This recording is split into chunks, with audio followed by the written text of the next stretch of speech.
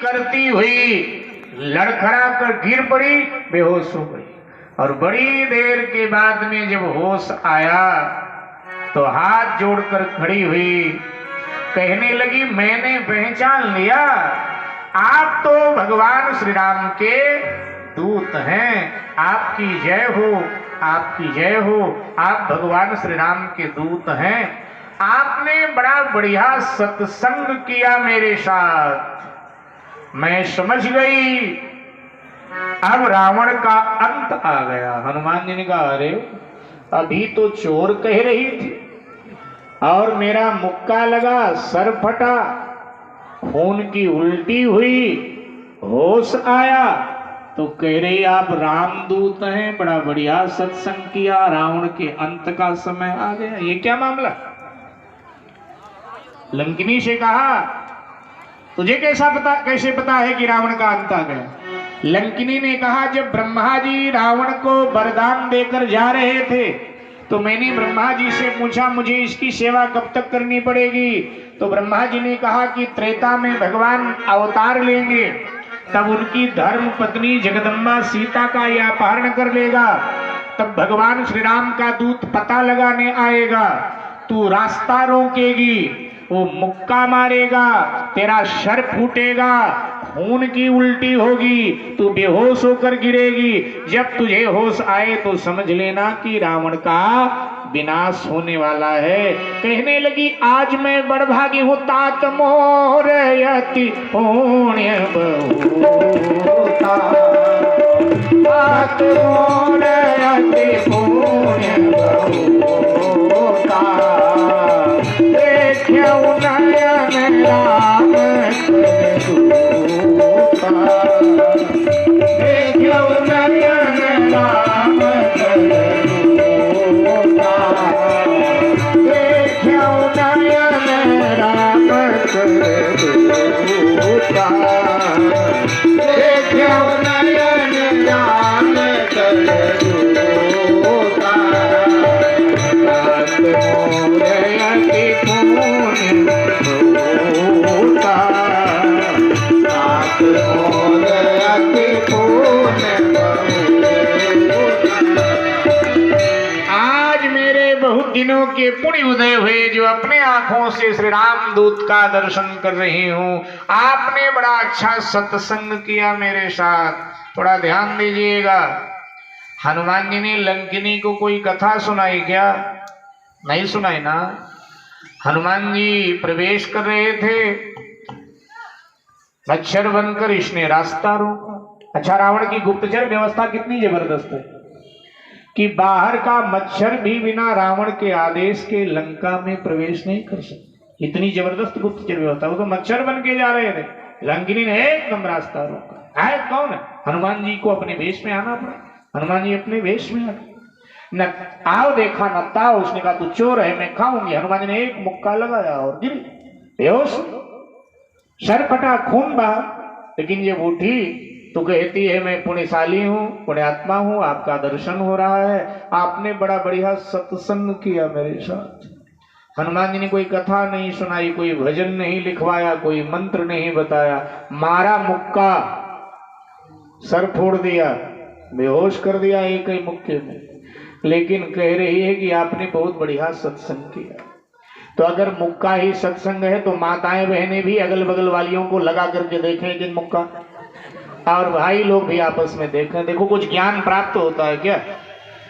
ये लंकिनी कह रही है, हनुमान जी ने मुक्का लगाया, धमक दिया मुक्का, और कह रही आपने बहुत बढ़िया सत्संग किया। मेरे भाई बहन, सत्संग किसे कहते हैं? सत्संग की परिभाषा क्या है, इस पर विचार करना पड़ेगा। जिस क्रिया के द्वारा जीवात्मा को परमात्मा की याद आ जाए, उसी क्रिया का नाम सत्संग है। अगर कथा सुनकर भगवान की याद आवे तो कथा सत्संग है, और अगर लात मुक्का गाली खा करके भगवान की याद आवे तो लात मुक्का गाली ही सत्संग है। लंकिनी को भगवान की याद कब आई? जब हनुमान जी का मुक्का लगा। इसलिए लंकिनी कहती, आपने बहुत बढ़िया सत्संग मेरे साथ किया। जिस क्रिया के द्वारा परमात्मा की याद आए वो क्रिया सत्संग है। और आप लंकिनी ने कहा, हनुमान जी अब कोई बाधा नहीं, हनुमान जी ने तीनों बाधाएं पार कर लिया, अब कोई बाधा नहीं। अब तो प्रविश नगर की जय सत काजा, हृदय राखी कौशलपुर राजा। राम सिया राम जय जय राम। भाई बहने भी राम सिया राम जय जय राम। प्रविश नगर की जय सत काजा, हृदय राखी कौशलपुर राजा। राम सिया राम जय जय राम। राम सिया राम जय जय राम। प्रविश नगर की जय सत काजा, हृदय राखी कौशलपुर राजा। राम सिया राम जय जय राम। राम सिया राम जय जय राम। करल सुधारी तू करहि मिताई, गोपद अनल शीतलाई। राम सिया राम जय जय राम। राम सिया राम जय जय राम। करल सुधारी करहि मिताई, गोपद अनल शीतलाई। राम सिया राम जय जय राम। राम सिया राम जय राम। करुण सुमेरु रेणु समताई, राम कृपा करी चितवा जाई। राम सिया राम जय जय राम। राम सिया राम जय जय राम। मंदिर मंदिर प्रति कर शोधा, देखे जहाँ तहाँ अगणित जोधा। राम सिया राम जय जय राम। राम सिया राम जय जय राम। गयऊ दशानन मंदिर माही, अति विचित्र कही जात सुनाई। राम सिया राम जय जय राम। राम सिया राम जय जय राम।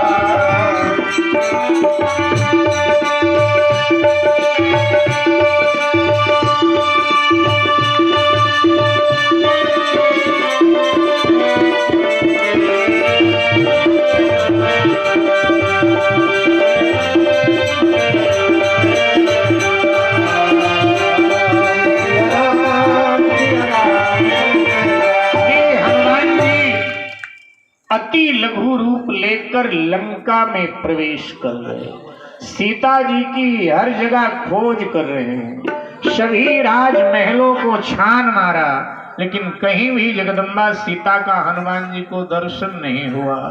बड़े बड़े योद्धा सब मदिरा पी करके खर्राटे ले रहे हैं, सो रहे हैं। हनुमान जी रावण के महल में गए। रावण भी मदिरा पीकर नग्ना अवस्था में पड़ा हुआ खर्राटे ले रहा है। हनुमान जी ने वहां भी जगदम्बा सीता की खोज किया, लेकिन कहीं भी मां का दर्शन नहीं हुआ, कहीं भी दर्शन नहीं हुआ। आनंद रामायण में तो ऐसा लिखा है कि हनुमान जी ने देखा कि रावण सो रहा है, खर्राटे ले रहा है, तो हनुमान जी धीरे से पूंछ का अगला भाग ना रावण की नाक में डाल दिया। जैसे नाक में डाल के निकाल लिया, एकदम रावण फट फट छींकने लगा और फिर करवट बदल के सो गया। अब जैसे करवट बदल के फिर सो गया, हनुमान जी कुछ देर छुपे रहे। और जैसे देखा कि फिर खराटे लेने लगा, फिर हनुमान जी ने पूंछ का अगला भाग फिर नाक में डाल दिया और फिर पट पट कर हनुमान जी फिर छुप जाते हैं। ऐसे बहुत देर तक रावण को हनुमान जी ने परेशान किया। अब कई लोग ये भी पूछते हैं, महाराज रावण के सचमुच में 10 सर थे? हाँ लिखा तो। अच्छा वाल्मीकि जी ने भी लिखा? हाँ वाल्मीकि जी ने भी लिखा। वाल्मीकि जी तो रावण के समकालीन है, वाल्मीकि जी ने भी लिखा है 10 सर थे, 20 हाथ थे। आजकल कई लोग बकबक करते हैं। मेरे पास पंजाब केसरी अखबार की कटिंग रखी है, लगभग घटना 2005 की है, जहां तक मुझे ध्यान है। कटिंग मेरे पास रखी है कि जयपुर में एक महिला ने बालक को जन्म दिया था, उसके 3 सर थे। और ये समाचार जब लिखा गया था तब वो 1 महीने का बालक हो चुका था और वो स्वस्थ था। अब क्या हुआ भगवान जाने, लेकिन मीडिया वालों ने लिखा था उसमें कि 1 महीने का बालक हो गया है, पूरी तरह स्वस्थ है, 3 सर हैं। हाँ, दिल्ली के शालीमार बाग में एक लड़का था, उसकी पूंछ थी, बड़ी सी पूंछ, और उसी से वो बच्चों को मारा करता था। बच्चे उसे हनुमान जी कहा करते थे। अब वो हैं या मकान बेच के चले गए नहीं पता, लेकिन ये अखबार में आया था, एक कटिंग से मेरे पास रखी। रावण के 10 सर था, 20 भुजाएं थी। तो कहते हैं महाराज जब रावण के सर में दर्द होता रहा होगा तो मंदोदरी से कहता रहा होगा तेल मालिश का, जरूर दर्द होता रहा होगा। जब सर है तो दर्द होगा।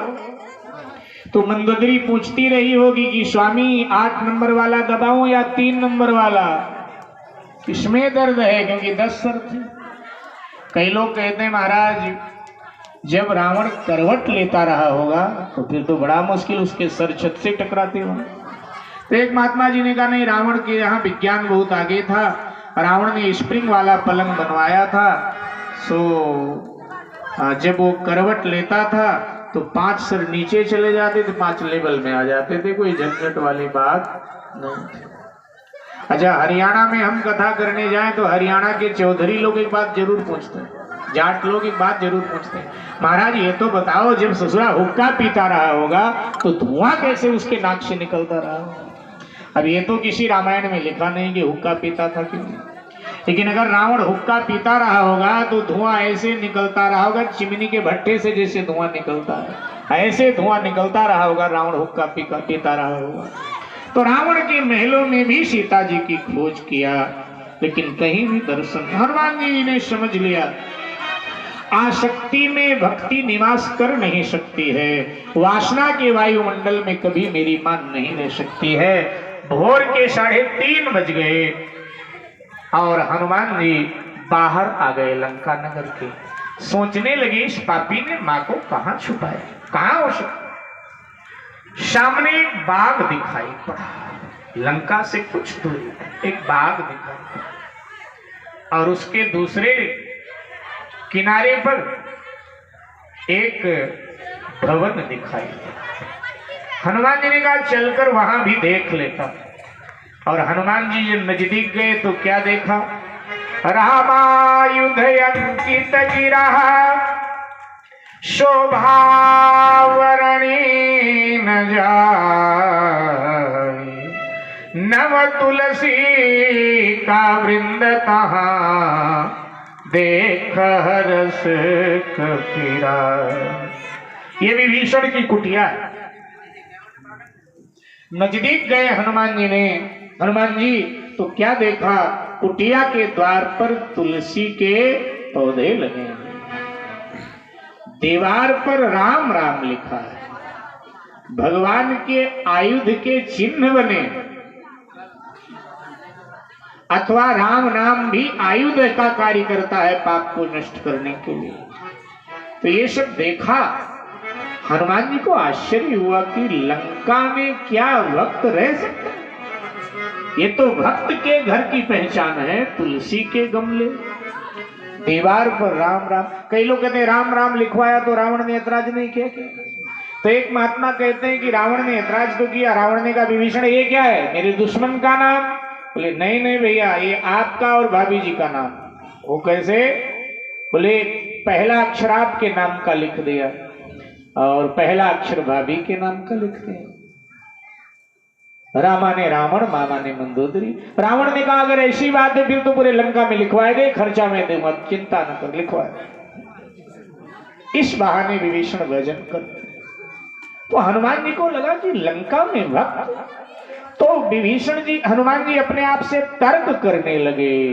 कुटिया के द्वार पर खड़े हैं विभीषण के, अपने आप से तर्क करे। लंकानी सीचर निकर निवासा, लंकानी सीचर निकर निवासा, यहाँ कहाँ सजन कर बासा, यहाँ कहाँ सजन कर बासा, मन महु तारक करे कपिलागा, मन महु तारक करे कपिलागा, यही समय विभीषण जागा, यही समय विभीषण जागा, मन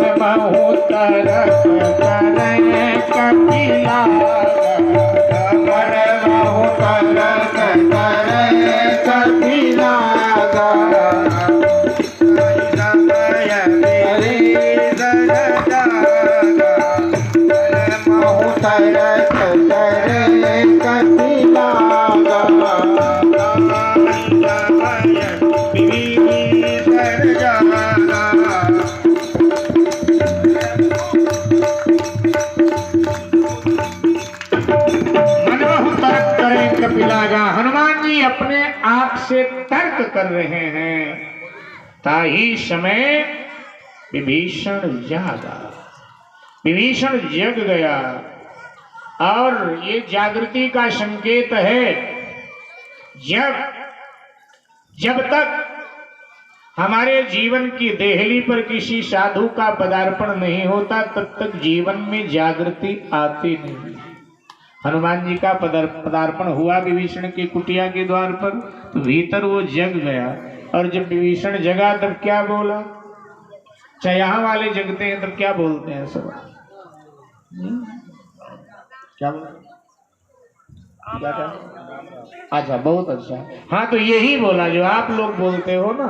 जैसे विभीषण जगा तो बोला क्या? बोले राम राम त्यहि सुमिरन कीना, राम राम त्यहि सुमिरन कीना, राम राम त्यहि सुमिरन कीना, राम राम त्यहि सुमिरन कीना, हृदय रस कपि सजन जीना, हृदय रस कपि सजन जीना, हृदय रस कपि सजन जीना, हृदय रस कपि सजन जीना, ईशन हट करी हम पहचाने, यही सरहद करी हम पहचाने, साधु ते होई न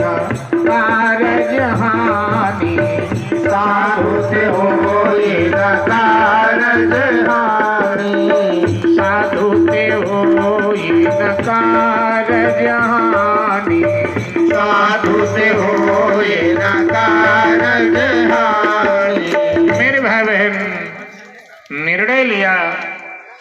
जैसे विभीषण राम राम बोला, हनुमान जी ने निर्णय लिया ये कोई साधु है और संत से जान पहचान से लाभ ही होगा, नुकसान की संभावना नहीं है। ये हनुमान जी ने निर्णय लिया। और अब श्री हनुमान जी ने मानो विभीषण के कुटिया का द्वार खटखटा दिया। विभीषण कुटिया से बाहर आया, हनुमान जी को देखा। आप कौन है? आपको देख करके मेरे हृदय में प्रीति हो रही है।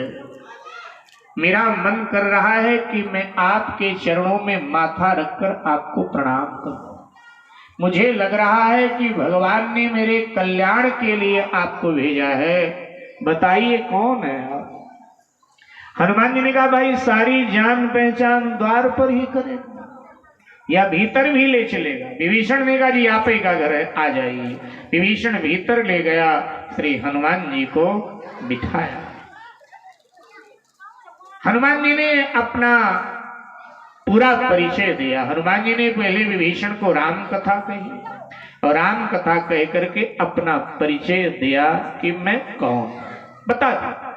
क्योंकि अब कई लोग कहते हैं कि अपना देश नहीं है, हनुमान जी विदेश में है, अपना देश नहीं लंका, और वो भी शत्रु का देश है, फिर भी विभीषण को अपना परिचय दे दिया। हाँ, हनुमान जी कहते हैं जब पता चल जाए कि ये साधु है तो साधु से असत्य नहीं बोलना चाहिए, साधु के सामने सत्य ही बोलना चाहिए। विभीषण मन से हृदय से साधु है, वेशभूषा साधु की नहीं विभीषण की, लेकिन हृदय से साधु है। हाँ, हमारे देश में साधु की एक वेशभूषा भी उसका आदर है, लेकिन जरूरी नहीं कि वेशभूषा वाला ही साधु हो सकता है, ये जरूरी नहीं। पैंट शर्ट पहनने वाला भी साधु हो सकता है, कुर्ता पैजामा वाला भी साधु हो सकता है। साधु नाम है भीतर से जो बदल गया। अब इसका ये मतलब नहीं कि बाहरी वेशभूषा का कोई अपमान है, वो हमारे भारत की एक पहचान है, एक साधु का वेश है, उसका आदर है, उसको वंदन है, उसको प्रणाम है, लेकिन भीतर बदल गए, भीतर से जो बदल गया है वो साधु। तो ये हुआ कि ये साधु है। और अब अपना परिचय देने के बाद में हनुमान जी ने पूछा कि भैया आप कौन हो, आप अपना परिचय दो। विभीषण ने कहा कि महाराज मैं तो रावण का भाई हूं। हनुमान जी ने कहा खबरदार, दोबारा जो बोला कि मैं रावण का भाई, रावण का भाई कहां से हो गए तुम?